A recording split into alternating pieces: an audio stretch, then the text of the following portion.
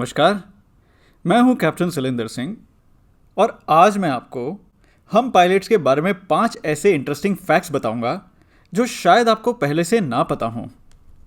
Let's begin.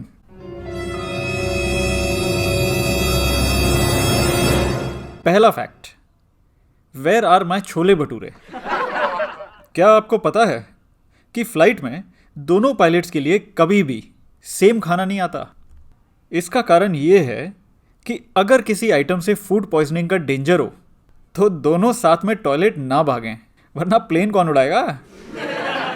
और पता नहीं क्यों सारी भिंडी, टिंडे और लौकी हमेशा मुझे ही खाने पड़ते हैं।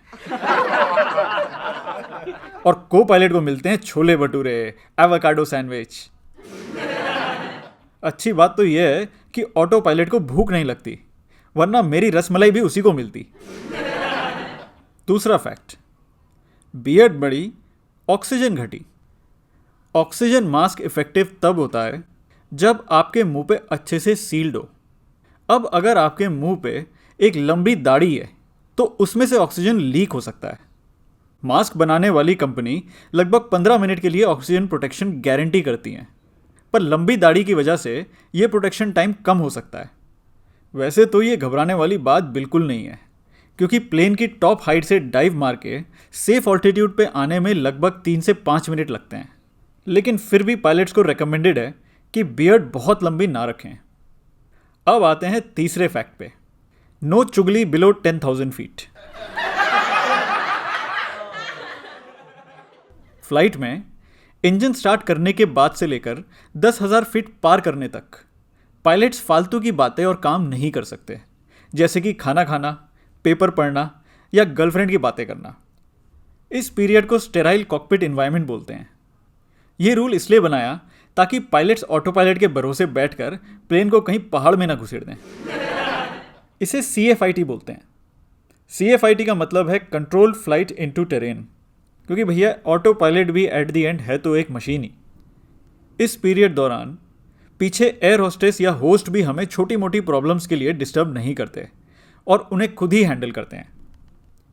चौथा फैक्ट, कॉफी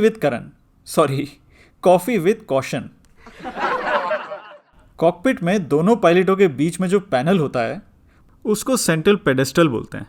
यहां पे जनरली सारे इंजन्स का कंट्रोल होता है और कॉकपिट के ठीक नीचे होता है एवियोनिक्स कंपार्टमेंट, मतलब प्लेन की सारी इलेक्ट्रिकल इक्विपमेंट। अगर तो कॉफ़ी या कोई और लिक्विड यहां गिर जाए तो ज़्यादा कुछ नहीं होगा, बस दोनों इंजन बंद हो सकते हैं और पूरे प्लेन की लाइट जा सकती है। और ऐसा हो भी रखा है, गूगल करके देख लो। इसका मतलब ये नहीं है कि हम पायलट्स लापरवाह होते हैं। कॉफ़ी गिरने का कुछ भी कारण हो सकता है, टर्बुलेंस भी हो सकती है। इसलिए एयरलाइंस प्रोसीजर बना के रखती हैं कि एयर होस्टेस पायलट्स को ड्रिंक साइड से आकर देंगी और एक डेजिग्नेटेड जगह पे रखेंगी और उनके हाथ में नहीं पकड़ाएंगी, क्योंकि भैया कॉफ़ी ही पायलट को प्लेन में जिंदा रखती है। वो खून से भी ज़्यादा इंपॉर्टेंट है। पांचवा फैक्ट, अरे सोने दो यार। क्या आपको पता है कि हम पायलट्स कॉकपिट में बैठे ऑफिशियली सो सकते हैं? हाँ जी, आपने बिल्कुल सही सुना।